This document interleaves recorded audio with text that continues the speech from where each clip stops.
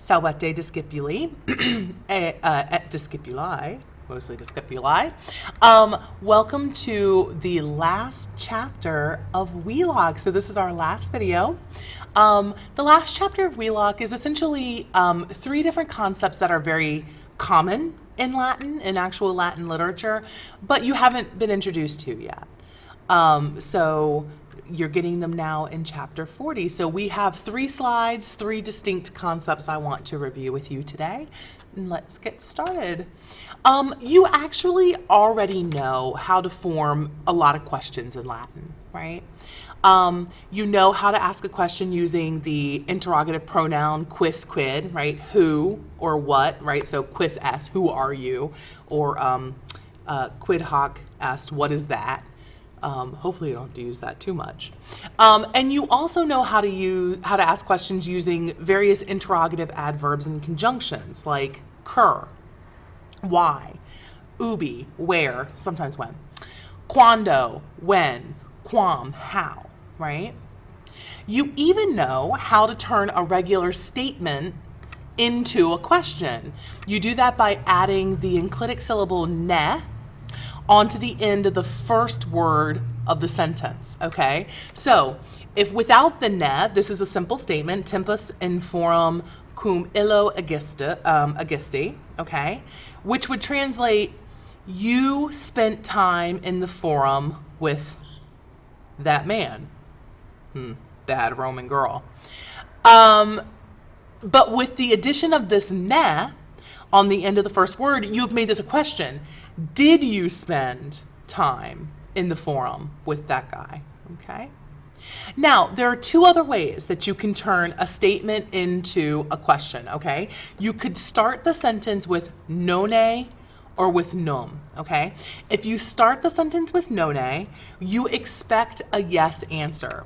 So when you translate this sentence into English, you need to indicate that you expect a yes answer. It doesn't mean you're going to get a yes answer, but you expect a yes answer. It's a leading question. So all you future lawyers out there, this is not the kind of thing you can use in a court, but it is the kind of thing that you could use, I don't know, as a teacher, right?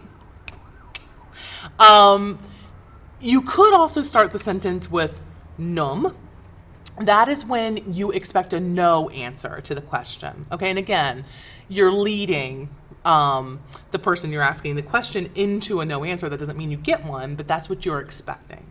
So our sentence, tempus, in the first example, tempus ne in foro cum illo agestis. Did you spend time in the forum with that guy? With nonne expects a yes answer, so I have to show you that I expect a yes answer, that I'm leading you to a yes answer. So I would translate it, nonne tempus in foro cum illo agisti. You did spend time in the forum with that guy, didn't you? Because when I ask it in that way, I expect you to say yes. On the flip side, if I start my sentence with num, then that means I don't expect a yes answer, I expect a no answer. So you didn't spend time in the forum with that guy, did you? Again, the way that I ask that question makes it seem as though I expect that no answer, okay? So that's it. That's what's new in this chapter is the nonne and the num, the expecting the yes and the no answer. That leads us to our second concept in chapter 40, which is fear clauses. Okay, fear clauses are the last subjunctive subordinate clause that we are going to learn this year.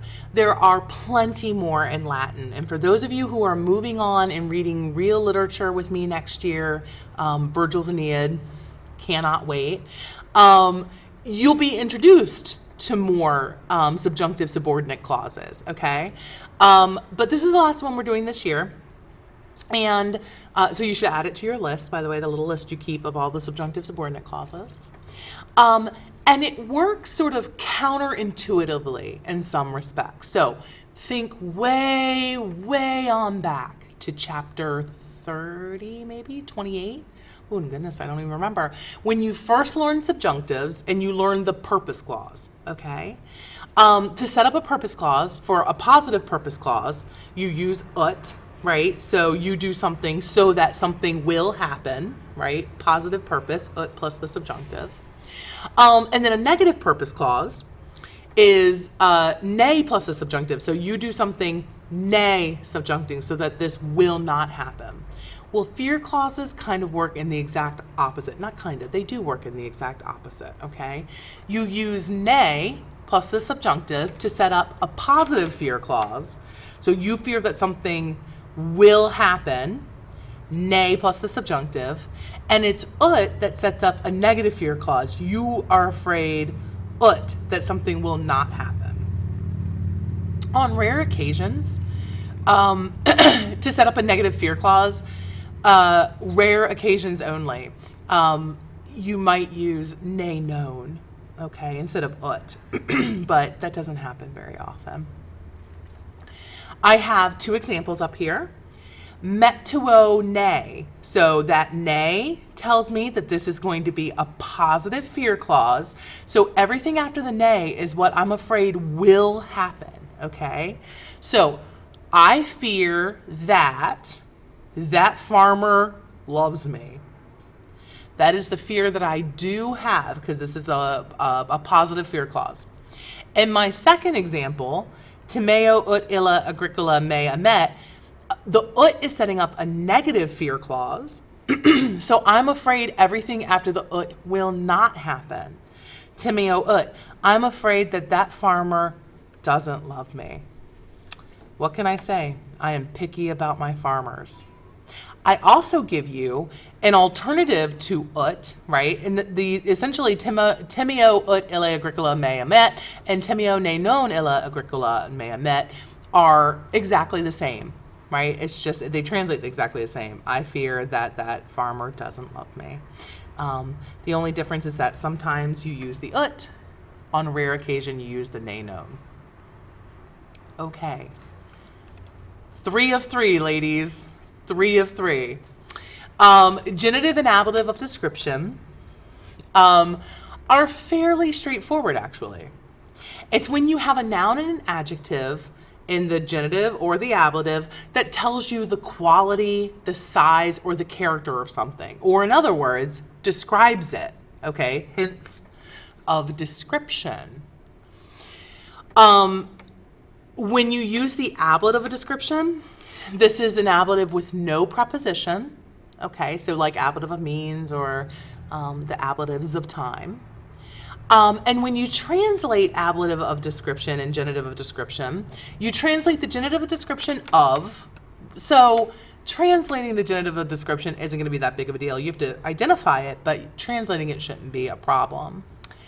Ablative of description, for the most part, translates with, but actually sometimes in English it's going to be better to translate even the ablative of description of, okay?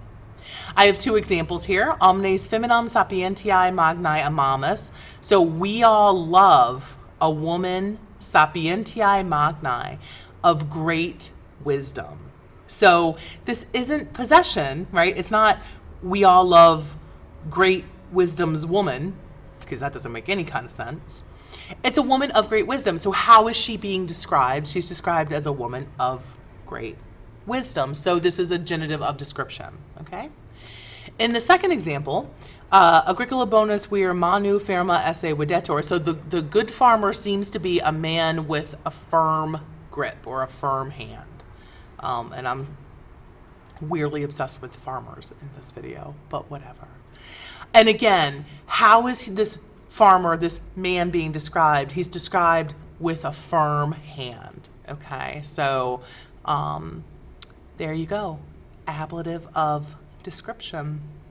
Okay, make sure you bring your notes to class tomorrow, have them out so I can check over them, and I hope you have a great evening. Walete.